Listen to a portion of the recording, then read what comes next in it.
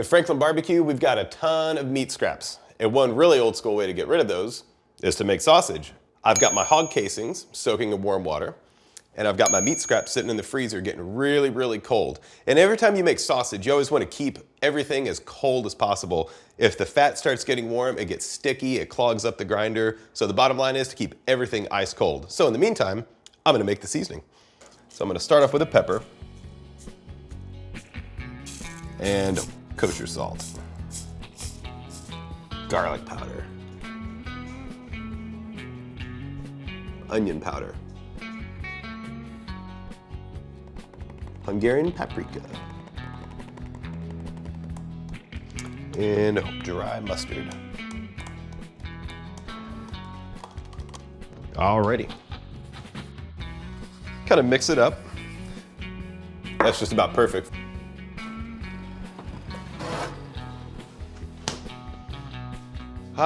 Brisket trimmings from the restaurant. So all sausage has to have a little bit of fat.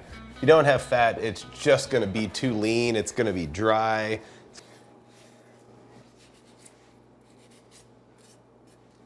So this sausage, I'm looking for 20% fat, 65% lean beef.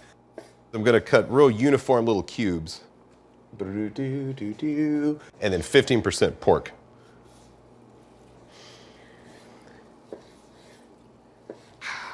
Just touch something. Alrighty, so the next step, I'm gonna dump all of our meat on the cutting board. So right now I'm just kind of looking at this stuff. I'm gonna mix it in by hand. I want the fat, the beef, and the pork to be evenly distributed throughout the pile. Then I'm gonna mix in the seasonings and just make sure it's really worked in there pretty good before I put it back in the freezer.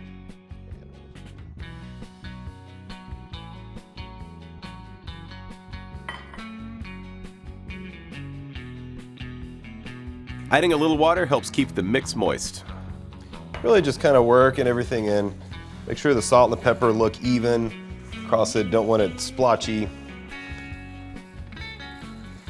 You know, it's a real bummer when the fat and the meat get warm while making sausage.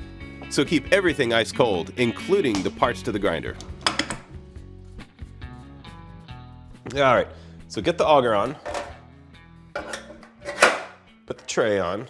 Plunger. This is the sausage stuffing tube. So I'm gonna unscrew this.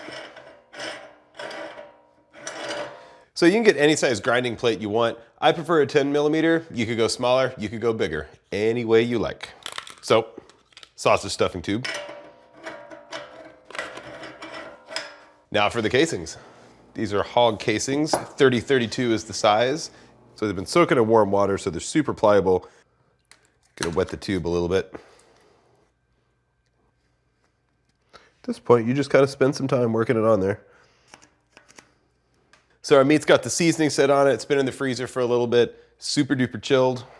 So load up the tray, turn on the grinder. Got my hand here. I'm gonna keep the stuffer pretty close because I'm probably gonna need this thing. So I'm gonna hold my right hand right here, kind of to tension the casing a little bit. I'm gonna take my left hand, I'm just gonna kind of hold it like that. You don't wanna tie this off first and get a pocket of air, so I'm gonna leave it open until later. But as I start feeding meat through the auger, I'm gonna hold it, and then as the casing fills, I'll kind of gradually control the speed of it with my hands. You know, it might be nice to have a helping hand sometimes when you're doing this. Oh, there it goes. So notice how fast it's coming out. Too fast, and then pinch it off. Give it a good twist.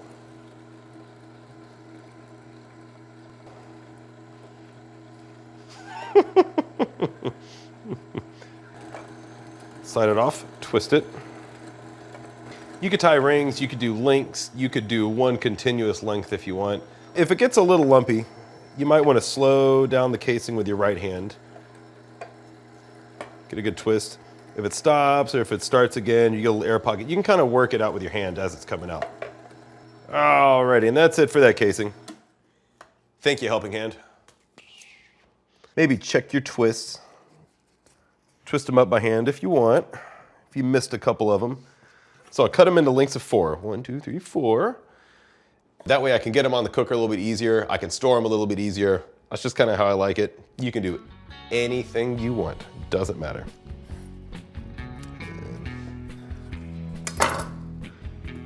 At this point, you want to put these in the refrigerator for 24 hours, let the casings dry out a little bit, let the flavors meld, and then it's time to smoke them.